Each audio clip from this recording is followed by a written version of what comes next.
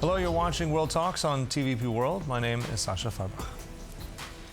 Leaders from NATO's 32 member states are gathering in Ankara for a summit focused on defense spending, military production, and continued support for Ukraine. The meeting also comes amid transatlantic tensions over burden sharing and growing uncertainty surrounding the future U.S. military presence in Europe, as allies look to define the alliance's next phase. Joining us now to discuss it is Colonel Vaidotas Malinionis, founder and managing director of the National Defense Foundation. Good to have you with us. Welcome. Thank you for inviting. So I know that you are currently right now at that NATO summit in Ankara, Turkey. So let's just start with what have you seen so far in terms of where you are right now? If we look at the summit from last year, it was quite a different atmosphere. I mean, what can you tell us right now? What are going to be the main points over the next couple of days? Well, it's the first day then summit started, yes. So I believe that majority of leaders, if not all, already arrived. So we are still waiting for the information.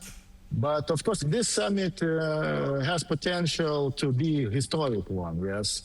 And there are a lot of important issues which should be solved during this summit. First of all, I think this summit should once more affirm our force enemies, about our resolution, about our resolute approach and the seriousness to the Article number 4 of the NATO Article number 4. And that declaration, as I know, draft is already prepared, and all 32 NATO members will sign it.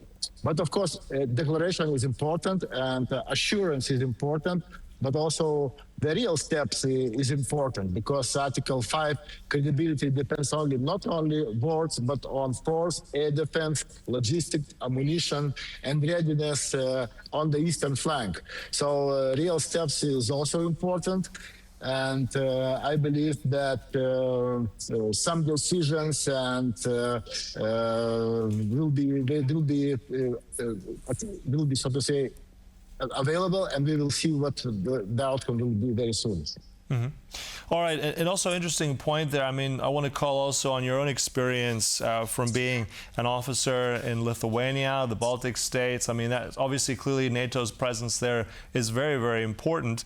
I want to get your sense that we heard a lot about this NATO 3.0. We've heard NATO Secretary General Mark Rutte saying very much, I mean, it's moving now from money to missiles, burden sharing to burden shifting. In terms of what that means practically, how does that also impact what's happening right now with NATO in the Baltic states? What does that mean? We are in the Baltic states because, we can divide NATO into the state, into the region, yes. And for example, some people says that small Baltic states, they doesn't have strategic depth for the maneuver, to play space for time. But we should focus not on the states, we should focus on NATO. And I think NATO has a huge strategic depth. So, which means that and we are moving actually to the right direction, which means that we should have NATO plans, and we have those plans, and we should increase our interoperability. We should train our troops, what we are doing right now, and we should also open up for military Schengen, yes, and then we are doing also. So I think processes are okay. And this means that for Poland and for Baltic states, NATO needs real freedom of maneuver, fast movement of troops, air defense, logistics, and ammunition across the all eastern flank. So we shouldn't focus on the small states. We should be as a one strong fist of NATO, and that is the real deterrent. All right. And also much will depend on the President of the United States, Donald Trump. I mean, last summit a year ago, many paragraphs and looking at also very much, not mentioning Russia, by the way, but also looking at how the alliance spends, and that target of 5%, that was considered that main achievement. A year into this now, what can we expect in your mind from President Trump? Will this be now, again, it can't be about raising the bar with money, but it can be about implementation. What do you think his reaction reaction will be? How will his presence influence what comes of this alliance? And also what you said, its potential to be historic. What will be those indicators? You know, we expect, and I also have a sense that United States changed slightly if you compare the last summit. Yes, and I'm talking for that. It looks like it's changing to the more favorable, better position. Yes, and stronger position, and they are also putting more effort on organized pressure on Russia, but not on Ukraine like before. But of course, Europe must take more responsibility. This is not a question.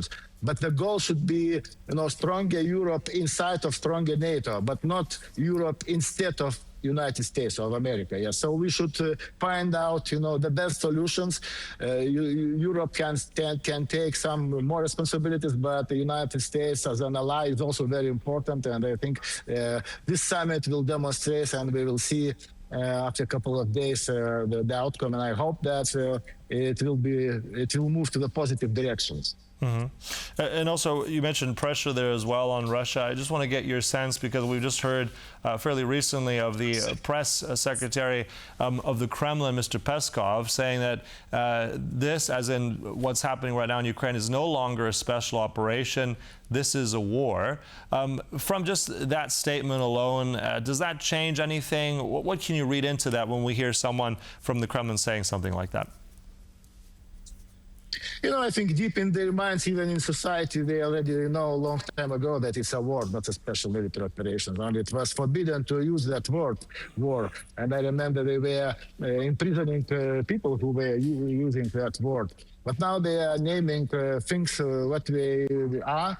And I think, the key message from Ankara should be very simple. Ukraine will not be abandoned. Russia will not be rewarded. And NATO will not wait for the next crisis to adapt. So I hope that the stance of Donald Trump, American president, who also will be here, will go to this direction. So not to avoid Russia, but to help Ukraine. Mm-hmm. I mean, we've also heard, many times that the president has not really been a big fan of NATO. He doesn't quite, to some experts we've talked, doesn't quite understand it. But it does seem that there is a policy of potentially removing U.S. troops potentially, or moving some kind of strategic focus away from Europe, more to other parts of the world. The expectation, Europe stepping in. If that is the case, if that does turn out to be true, where are the gaps in your mind? Will those be addressed potentially at this summit?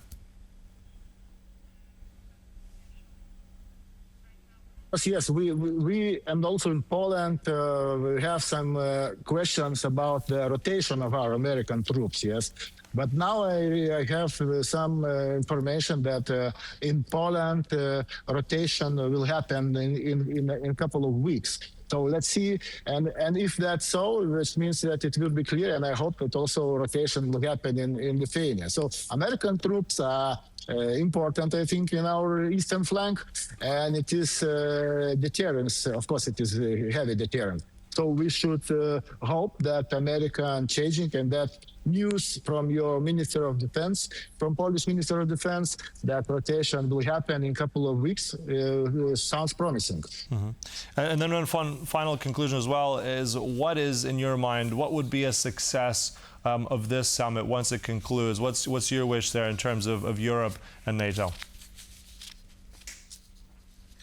The success would be, I think, declaration of Article number 5, credibility, yes, that we are firm on it and we are serious.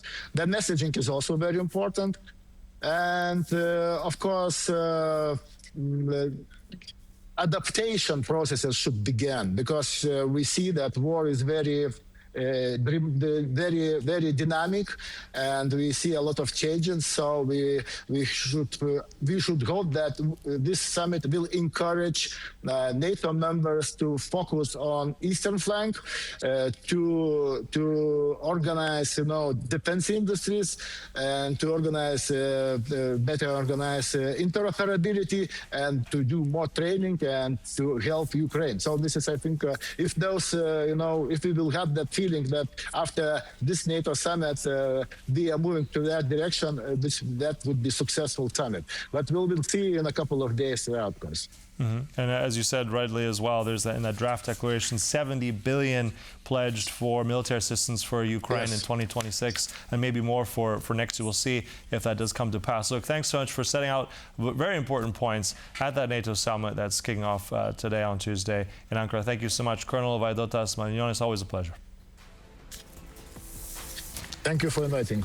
And thank you for watching World Talks, but stay right here on TVP World for more news and commentary. Goodbye.